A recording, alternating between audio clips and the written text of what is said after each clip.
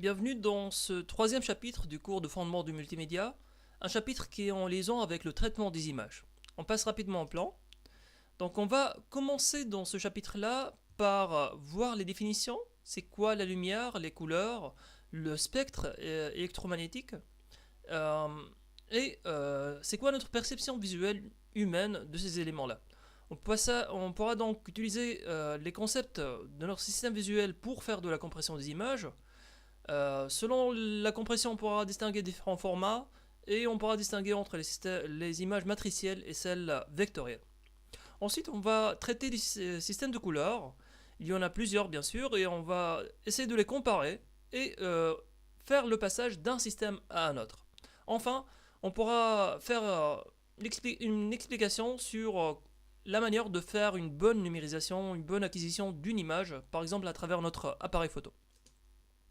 Alors, définition, une image numérique, c'est quoi? C'est toute image acquise ou créée et donc stockée sous forme binaire.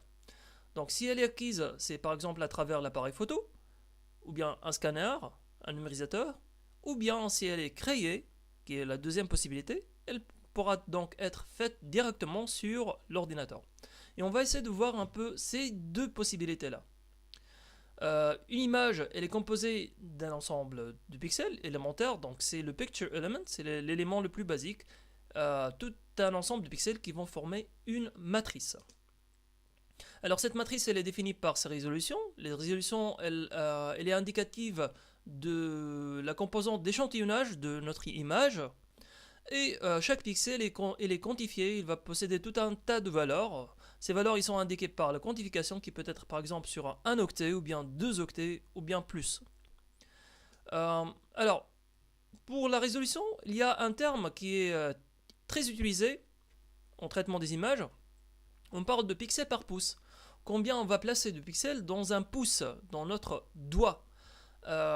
Donc notre doigt il est généralement mesuré à 2,54 cm², donc c'est carré là, et on va se dire combien de pixels on va placer dans cet espace là. On parle aussi de dot per inch en anglais, DPI. Il y a des standards, on peut être à 72 pixels par pouce si on va travailler pour le web par exemple, mais si on va produire quelque chose qui va être imprimé, il vaut mieux considérer 150 pixels par pouce et voire plus. Maintenant, il y a un petit exercice qui peut être fait.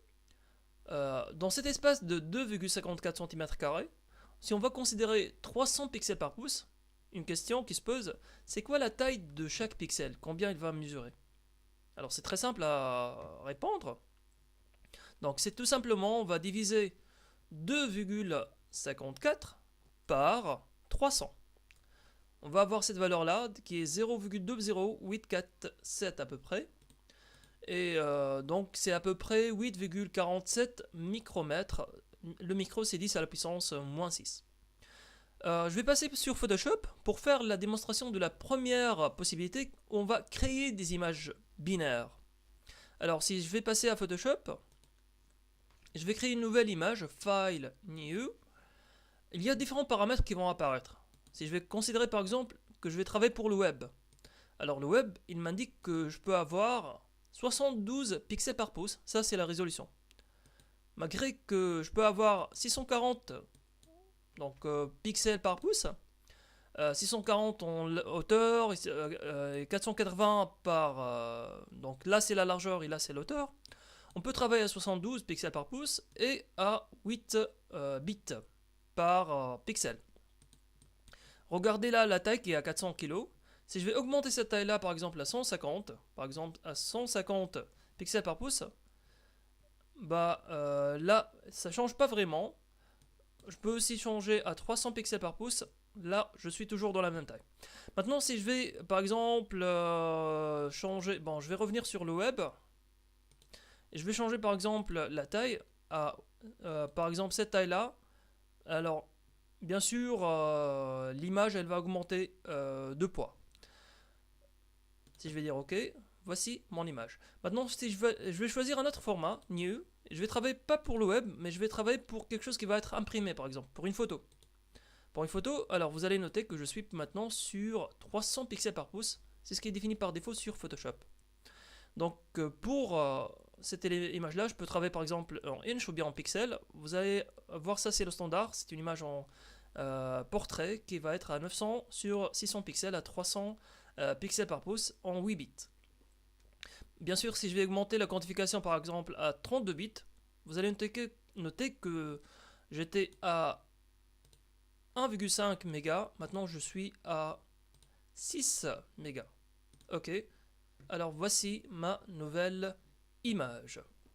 Voilà, donc si je vais revenir maintenant à ma présentation. Donc là, on a fait la partie relative à la création d'une image, qu'on a fait par exemple sous Photoshop. Maintenant, il y a la deuxième partie qui est l'acquisition par exemple à travers un appareil photo. C'est ce qu'on va voir dans la section suivante.